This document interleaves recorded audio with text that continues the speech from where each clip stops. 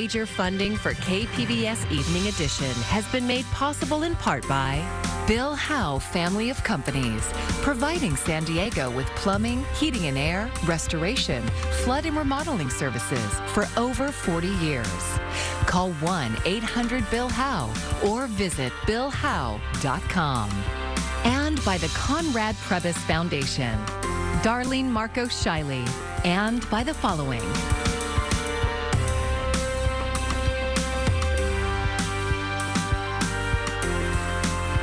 And by viewers like you. Thank you.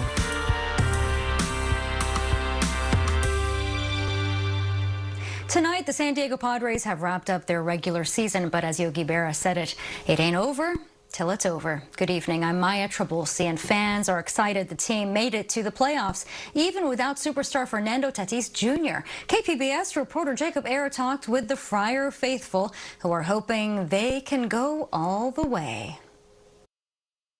Honestly, it means the world to me, because all my friends, we like the Padres. We try to come whenever we can. Ahead of the final game of the regular season, fans like Chula Vista's Nick Meraz were excited for the postseason, and with good reason. The San Diego Padres are going to the playoffs. When we heard that they clinched and all that, like we all, like in school, we all started, and it was awesome. People of all ages and places are coming together to celebrate. Alicia Reyes flew in from Sacramento to watch Wednesday's game with her aunt. I actually think they're the heartbeat of San Diego right now, and we just got to get into that and hold on to them so that they don't go anywhere. They don't want to go anywhere. His first pitch is through, the shift on the right side, a base hit for Profar. The Padres are locked into the number 5 seed in the National League. That means they'll play a best-of-3 wildcard series against the number 4 seeded New York Mets. The last time the Padres made the playoffs was in the pandemic-shortened 2020 season, where they were knocked out by the eventual World Series champion Los Angeles Dodgers. Celebrating his birthday at the ballpark was 13-year-old Joaquin Morales. He says things feel different this time around, as the team has overcome adversity and added big names in the middle of the season. My favorite player right now has to be Juan Soto, and I think the Padres are really good as a family. I think we have a pretty good chance of making it to the World Series. Before 2020, the Padres hadn't been to the playoffs since winning their division in 2006. This season marks the team's 7th playoff berth in franchise history and the 4th since Petco Park opened in 2004. Brothers Drew and Chase Hattendorf are hoping this year's best moments are yet to come. It's been really up and down for them. It's been hard. I think they're going to do pretty well because they've got their starting pitching on a roll, and now they've also got the bats heating up. The wildcard series begins Friday at 5 p.m. Pacific time. The Padres will travel to New York to play their best-of-3 matchup with the Mets. If they can win 2 games, they'll face the Los Angeles Dodgers in the best-of-5 National League Division Series starting October 11th. Jacob Ayer, KPBS News. Barrio Logan residents are raising a stink about a pungent odor filling the air that they say is making them sick. As KPBS environment reporter Eric Anderson tells us, the smell is coming from a grain business. New Leaf Biofuels turns cooking oil into diesel fuel, and neighbors say the refining process is generating awful smells. The plant has a building across the street from the Barrio Senior Villas apartments, which houses 22 senior citizens, many of them already suffering from respiratory illnesses. It's bad enough to where, the quality of life that we have here is just terrible. We can't have family members over, we can't come outside even to water our plants. My tenants, they're seniors. They, unfortunately, we don't have any air conditioning here. So it's either open the window and put up with the smell, or close the window and put up with the heat. The Environmental Health Coalition is pushing local residents to sign a petition so they can ask local air quality officials to do something about the smell. San Diego County Air Pollution Control District has already asked the facility to evaluate its odor control systems. This is a green business. However, that process is emitting a gut-wrenching, vomit-like odor that is making folks in the neighborhood sick. Later this month, the Environmental Health Coalition plans to ask local air quality officials to consider additional odor control measures. Regulators have already received 18 odor complaints. Company officials say they pride themselves on being good neighbors, and they pledge to work with regulators to address the concerns. Eric Anderson, KPBS News. October is Fire Prevention Month, a critical time for fire danger and preparedness. KPBS reporter Kitty Alvarado talked with CAL FIRE about what they're facing in fire-prone areas of San Diego County and what you should know to stay safe. October is the start of the toughest season for fighting fires, with drought conditions, peak Santa Ana winds, and the curveball of climate change. It takes a tough job to a whole new level. The need for response when these fires are getting so explosive so quickly, we're ordering everything we can right off the bat and throwing the world at these fires to try and keep them small. That's Captain Thomas Schutz, the Public Information Officer for CAL FIRE San Diego County Fire Department. And we know that the potential for them to explode and become these mega fires, these fires that are 100,000 plus acres, we know that potential is there, and that's what we don't want. He says stopping a fire from getting that big is not just critical to saving lives and property. The size of the fire determines how quickly a community recovers. They're burning so hot that they're really destroying the environment. A lot of times they're essentially moonscaping these areas.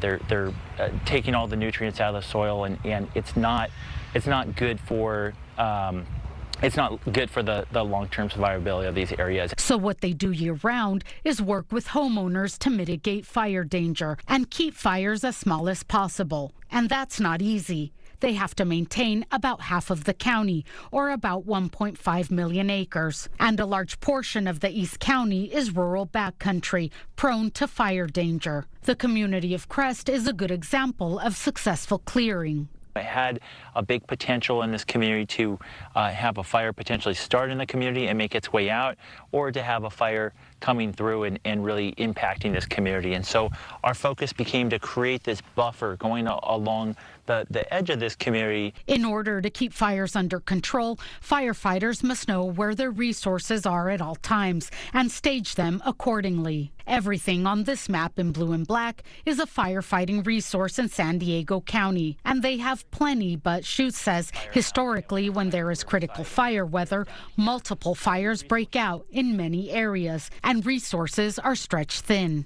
Our neighbors to the north, which usually send resources down to us, aren't going to be able to do so, and that's when it becomes really critical for folks to get out of harm's way as quickly as possible and to help us prepare for events like that. Evacuations are daunting in some areas during normal conditions, but right now, when the moisture level is at critical lows, it's vital to heed warnings early and leave when the order is given. We've seen from the studies that it would take 11 hours to evacuate 80% of Ramona. 11 hours is something that we're not going to have when the fire is blowing through there. Schutz warns now is no longer the time to use mechanized equipment late in the day because one spark will start a fire, and says it's important during this month of preparedness to take the time to get your family and home ready. You can learn more at readyforwildfire.org. Kitty Alvarado, KPBS News. We're just over a month from the midterm election, and campaigns are heating up. Today, local leaders and healthcare workers called on voters to protect reproductive health care. They gathered at Planned Parenthood in Mission Valley to push for Proposition 1. It would amend the state constitution to protect abortion and contraception rights. Supporters say more needs to be done to ensure these rights in California after the Supreme Court overturned Roe v. Wade. It's essential that we protect the rights of all people to make choices about their bodies in a safe environment with their own providers. Their right to have autonomy over their own bodies.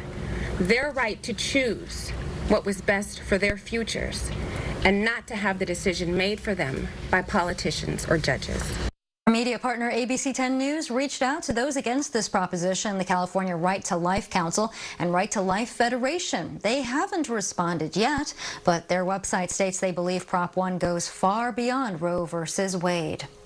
And ballots for the November election start going out to registered voters this Saturday. For more information, go to kpbs.org and click on the Voter Hub tab. And there you'll find our in-depth ballot guide tailored to races in your area. Oceanside now has a new resource for active duty service members, veterans, and their families. KPBS North County reporter Tanya Thorne says its purpose is to meet the increasing mental health needs of the men and the women who have given so much. It's clear that military service members need more than applause and standing ovations. And today, a critical lifeline opened its doors in Oceanside. The Stephen A. Cohen Military Family Clinic is taking on the increasing mental health needs for active duty service members, veterans, and their families. Many of our families can't afford to pay $200 and $300 a session, so they can come here. They can come right here to this clinic and get care with no barriers. If you can't afford it, fine. TRICARE, we take it. If you can't afford your copayment and deductible, we'll figure something out. If you need a ride, we'll give you a ride. Dr. Anthony Hassan is the president of Cohen Veterans Network. His organization is committed to reducing veteran suicides and increasing care for service members. Marine Corps Colonel Daniel M. Whitley says that investment is vital to the military and Camp Pendleton communities. So having access to high quality and timely care, specifically mental health care, is critical for what we do for the nation. And I'll tell you, not just for the service members, but also for their families. Clinic founders chose Oceanside because of its proximity to Camp Pendleton and the impact 9/11 left on the community. Amy Forsyth is the author of Heroes Live Here, a tribute to Camp Pendleton Marines since 9/11. And what I learned from this research was that more Marines and sailors that were based at Camp Pendleton were killed in action or wounded in combat than any other one base or station in America. So that's a heavy burden for any community. The clinic will offer therapy for a variety of mental health issues, including PTSD, transition challenges, grief, family issues, and children's behavioral problems. Telehealth services will also be available to clients statewide. The Oceanside site is the second Cohen clinic in California. There's already one in Mission Valley, and a third location is set to open in Los Angeles by the end of the year. Tanya Thorne, KPBS News.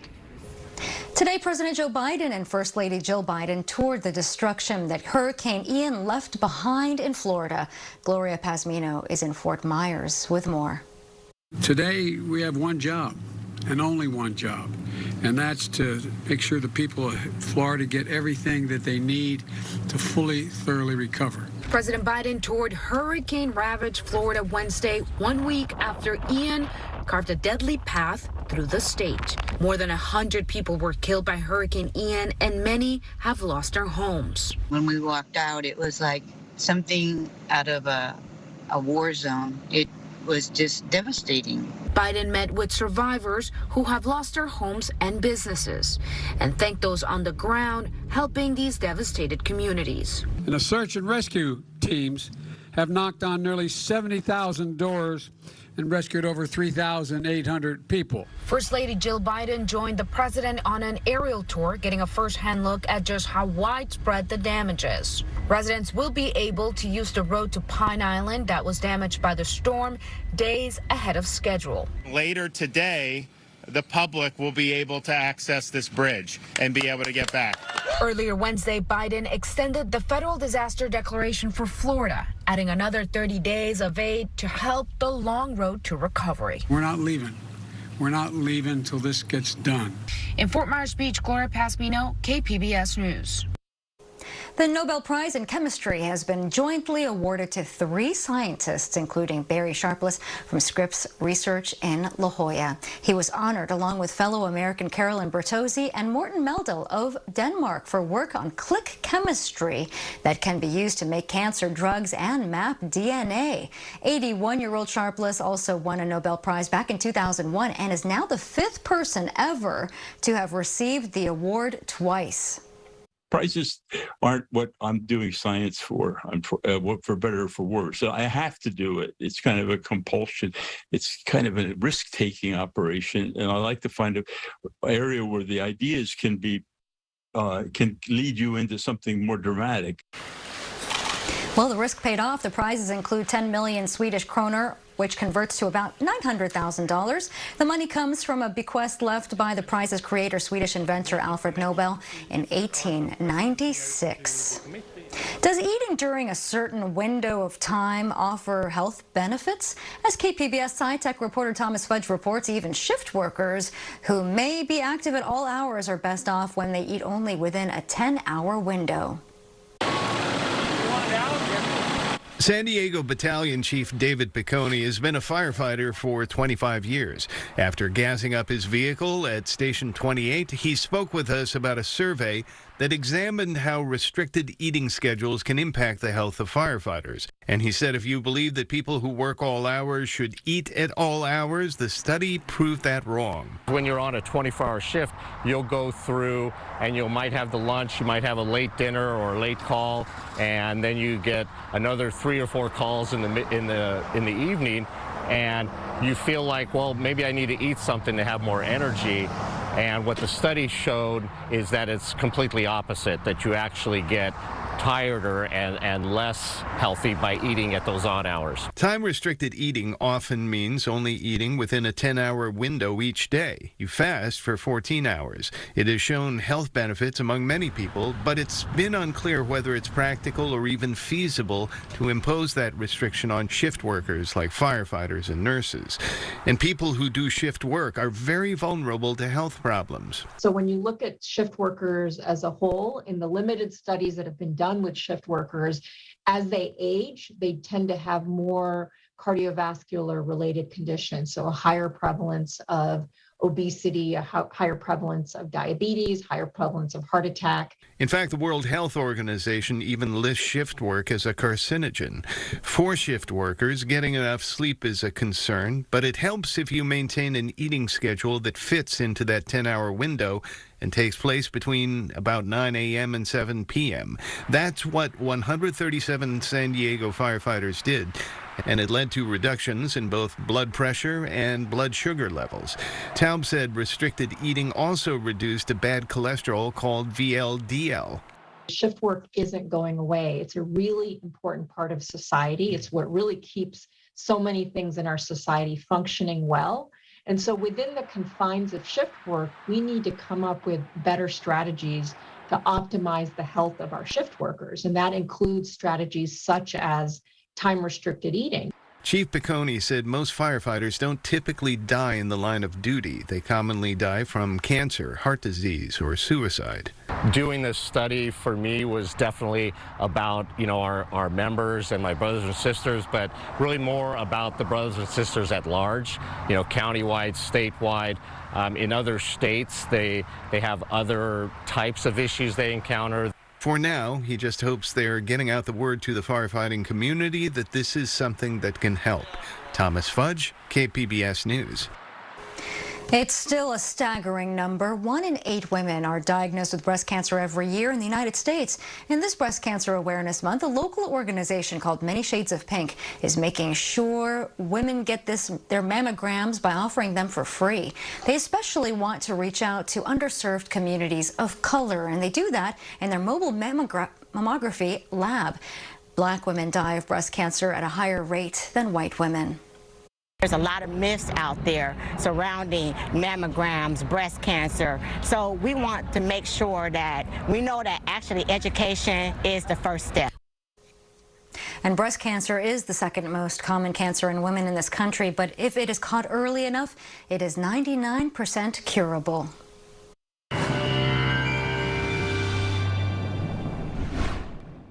I'm meteorologist Ariella Scalise. Let's start with those weather headlines. The warmth continues to linger through the end of the week. Good news is we have a better chance for some showers, much needed rain, and maybe a few storms by the time we get to the weekend through early next week. And then some cooler conditions will follow that rain chance as we head into the rest of next week. Here's what you can expect through tonight, as a lot of us dropping into the 50s and 60s. Borrego Springs, though, still staying pretty mild, only down to about 70, but San Diego down to about 67. What can we expect for Thursday? Sunshine, a few clouds, still that unseasonably warm weather continuing. But as I mentioned, we will have cooler weather on the way for next week and even the chance for some showers through the weekend. Heading into the day tomorrow, temperatures very hot. Borrego Springs so close to 100, cooler in the mountains 75, and then San Diego not bad, a high of about 75 degrees with that sunshine. So Friday still seeing that unseasonable warmth continue, the better chance for showers and storms. Friday stays well to our east into New Mexico where it's been raining for the last several days, but we have a chance for a few of those showers to make their way towards us as we head into the weekend, especially through the day. On Sunday, we could see some of that rain returning before things start to dry out and cool down as we head into the start of next week. Here's what that looks like in the next 5 days along the coast. Temperatures stay into the 70s. Looking ahead to the inland valleys, temperatures will be into the 80s for the next couple of days with plenty of sunshine on the way. Overnight temperatures dropping to the 60s. In the mountains, we'll keep the 70s around Thursday, Friday, Saturday. May see a dip in temperatures on Sunday, and then Monday we are back to the 70s. And then in the desert, staying very hot, upper 90s for the next several days, but then look next week into the lower 90s. For KPBS News, I'm Ariella Scalise. I'm Judy Woodruff. Tonight on the NewsHour, President Biden visits Florida to survey the extensive damage left by deadly Hurricane Ian. Coming up at 7 after Evening Edition on KPBS. San Diego Zoo Wildlife Alliance researchers are celebrating. They recently conducted their first successful breeding of an endangered Indian narrow-headed soft-shell turtle. As KPBS environment reporter Eric Anderson tells us, the hatchlings are the product of an effort that began more than 20 years ago. So this is the turtle habitat. You have a number of different turtles here. Correct. So this is basically it's a replica of what you might encounter in Asia, in the Indian subcontinent in particular. Kim Gray is a longtime herpetologist at the San Diego Zoo, and she's standing next to the habitat that's home to 3 Indian soft-shell turtles, 2 females and a male. The mother of some of the offspring we have is actually in the sandy pool area there. She's hidden underneath all of that sand. She's using the camouflage to help hide her. And she's big. She's very big. So you can see when you're actually down there next to them, it's quite impressive. But she's about 2.5 feet by about 3.5 feet. The softshell turtles can top 400 pounds when fully grown. She's hiding in sand, waiting for prey to swim by. When that happens, she shoots out her long neck, snatching and swallowing her meal. This habitat area was designed actually with this species in mind. So we had just acquired them at the time. We were doing some construction, and we actually designed it with the sandy beaches and everything with the species we selected for this habitat with them. Thinking in the future, we didn't know when, but our goal was that they would breed one day, and we didn't know it would take so long, but we're happy. A long time indeed. She's waited more than 20 years for the turtles to breed, time enough to raise 2 teenage daughters. Just waiting and hoping. You can anticipate it and you hope for the best, but you're always pleasantly surprised. The magic finally happened this summer. Keepers found a clutch of eggs in a crude nest on the habitat's beach. Eventually, they isolated 11 eggs to incubate, and then a surprise. 30 more hatched from a hidden nest in the habitat. 41 turtles eventually wriggled out of their shells more than 2 decades after Gray first hoped the soft-shell turtles would start breeding. Oh yeah, I got a text and we were celebrating in text. It was like 6 in the morning or something, and we were all texting each other. We were all excited, yeah. This is a hatchling, narrow-headed soft-shell turtle. Davis Provan is a senior wildlife care specialist charged with raising the hatchlings in an off-exhibit area. The turtles are about 2 inches long and eager to find high ground. Yeah, so for the first month or so, they seem pretty determined to come up on land and possibly bask. I'm not entirely sure. And then after that point, they'll stay in the water and they'll stay buried under the sand as ambush predators and wait for small invertebrates to come by for them to pick off. So we have these little, I think they're black worms in the water for them to learn how to eat. Part of the challenge now is finding homes for the hatchlings. While they are just a few inches long now, they will get much bigger and much hungrier. But you can see, jokingly, it does have a turtleneck. It's a turtle with a turtleneck, but it certainly looks like almost like a fabric, like a sweater turtleneck there. And again, it's deceiving. The head looks quite small, but the skull on these animals is quite impressive. They have a lot of muscular attachments for that powerful shoot out of the neck. Gray says the turtles are a marker species for the river habitats where they live in Nepal and India. If the turtles are thriving, their habitats are likely healthy. She hopes the hatchlings will teach conservationists how to help that species in the wild. The last time scientists really took all the wild data and determined what its status was 22 years ago. And if it was endangered then, our concern is it's even worse now. So all of this information we can help share with a plan that should we need to intervene more and maybe start these Head Start or assurance colonies, that this can help contribute to that. San Diego researchers are recording everything: weight, activity, diet. They hope to learn as much as they can about the hatchlings, because this is the first time these turtles have bred in captivity at an accredited facility in North America. Eric Anderson, KPBS News. And here's a look at what we're working on for tomorrow in the KPBS newsroom. Abortion access in America. NPR's Morning Edition is following some key court hearings in a state that's trying to impose severe limits. And then on KPBS Midday Edition, injuries at the border wall and the debate over who should cover medical costs for those who are hurt. And you can find tonight's stories on our website, kpbs.org. Thanks for joining us. I'm Maya Trabulsi. Good night. Major funding for KPBS Evening Edition has been made possible in part by Bill Howe Family of Companies, providing San Diego with plumbing, heating and air, restoration, flood and remodeling services for over 40 years. Call 1-800-BILL-HOWE or visit billhowe.com. And by the Conrad Prebys Foundation, Darlene Marco Shiley. And by the following: